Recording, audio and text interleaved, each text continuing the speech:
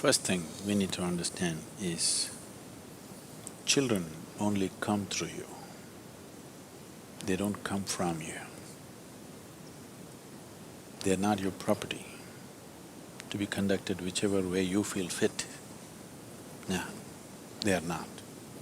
If you treat them as your property or your future investment, if you treat them as such, you are committing a certain sacrilege against creation and the Creator, for which there will be a price.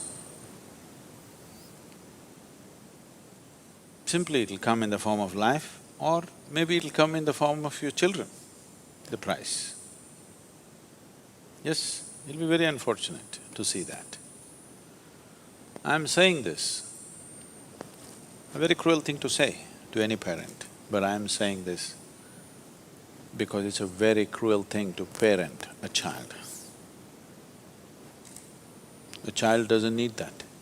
But please see, in so many ways you're doing everything possible to see that he remains dependent on you in some way or the other. You're not thinking of liberating him. So, the moment you start working, you want your children to be attached to you, isn't it? Well, you yourself open Bhagavad Gita and read and say, you should not be attached, I should not be attached. You tell your wife, see, don't be attached to me. But your children, you want them attached to you. So, before you choose to have children, you must think about these things, but if already it has happened, now at least now you must think about it properly, seriously. One thing is, if you want to produce something little better than yourself to the world, it's important. If you produce a child, it must be at least one step better than you, isn't it? The same nonsense is going to happen once again. What's the point?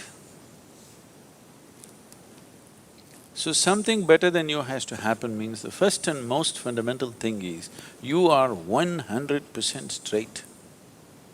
Even if it's embarrassingly straight, you're 100% straight is important.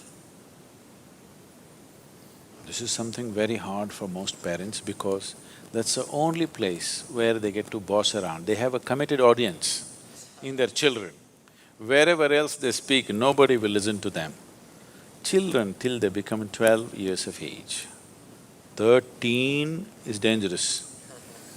Till they become 12 years of age, you have a committed audience. You're losing that also, many of you, much earlier, isn't it? Yes, much earlier you're losing it. So, how old are they? Huh? Okay, there's enough room for correction. You must do this. Stop parenting them. What they need is some good company, not a bloody boss walking around in the house. Yes or no? When you were growing up, did you like it? Being talked down to, did you like it? No. So what they need is a friend. They don't need a bloody father and mother. That job is already done. Fathering somebody, mothering somebody means biologically delivering them, that's been done. Now they're trying to become a life by themselves. What they need is a friend. The only qualification you have against them or over them is, you came here a few years earlier than them, that's all you have. What else do you have, I'm asking?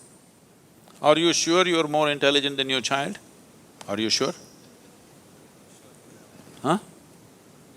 What? Yes. So, the most important thing you need to understand, just you came here a few years earlier than them. All you have done is a few years earlier you landed here. Beyond that, you have no other qualification to tell them what to do and what not to do. Yes or no? But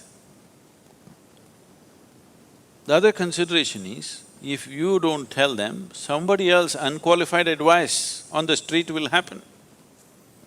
You only have to guard them against that. But if you have to guard them against that, that you must have the courage to bring them up in such a way that they don't take any advice from you either. You say, what I say you must listen, but don't listen to your friend. He's telling you to take a drug, don't listen to him. But what the friend says seems to be more of a pleasure than the nonsense that you're talking about. That's a fact, isn't it? So it's not going to work. If you bring up your child with such a fierce sense of his own intelligence and his own decisions, then you will see, he will seek help, because he will very easily realize that his intelligence, his understanding is not good enough for everything. But if you bring him up that he has to listen to your advice, he will come up with a rebelliousness. Even when good things are said, he won't do that, he will do the reverse of it. This is something that most parents are experiencing, isn't it? He wants to do just the reverse of it, just to feel independent, because he doesn't know what it means to be independent. So, 4 is not bad. Now, you can start treating them as just one more person, not as my child, it is not yours, I'm telling you. At the most, you're given some genetic substance to create a body. You can't create a life, don't have such grandiose ideas about yourself. You cannot create a life. You just provided some substance, some genetic substance to make a body, yes? That too, you did not think about all these things. Out of your own compulsions, you do something and they land up. Yes? So, understanding that a child is not your making, it's a privilege, they have come through you. Enjoy the privilege, cherish the privilege, respect the privilege. Do not abuse the privilege that's been given to you. It's very important. Why are you brought up this or that? You're supposed to grow up as a human being, isn't it? It is just that most people never create an atmosphere for people to grow. They are brought up the way you want them to be, not the way they should be as life. If you're not ramming up nonsense into their head, they have a tremendous sense of observation. And observation naturally pops up a million questions. You answer as many questions as you can, the way you know it. What you don't know, you just tell them, I don't know. My only problem is I came a few years earlier than you, this doesn't mean I know everything. Admit it to your children, what's the problem? Yes? You think they can't read, you're not even bloody sincere about things that you're saying? You think they can't see it? If you think they can't see it, I want you to know, by the time they are 10, 12, 13, if they have some problem within them, they don't come to you, they go to their friends. Why? Because they feel they are more sincere than you. No other reason. Yes or no? You're acting like you'll drop from heaven. Who wants to listen to your nonsense? Unless they're so bloody brainwashed by the time they're 10, 12. They will not listen. Any intelligent human being will not listen to bullshit. Yes or no? Unless you're brought up on it seriously. So, just handle this privilege sensibly, respectfully. Do not abuse this privilege. Just you have to protect them from wrong influences. Rest, leave them free. If you think they will anyway go wrong, that must be your own self-knowledge.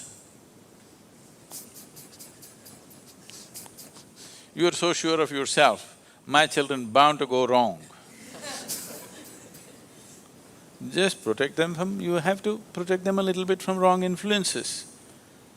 But at the same time, they must remain free of your influence, which is also a bad influence.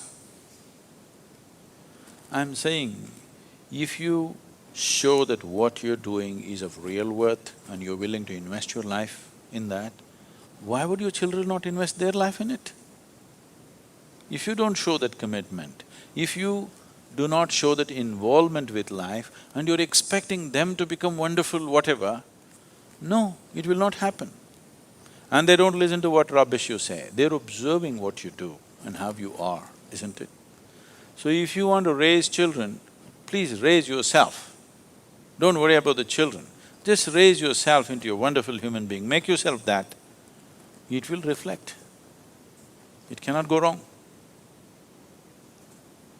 But there's no guarantee. Like in everything in life, there's no guarantee because there may be some other stronger influence on the street side, isn't it?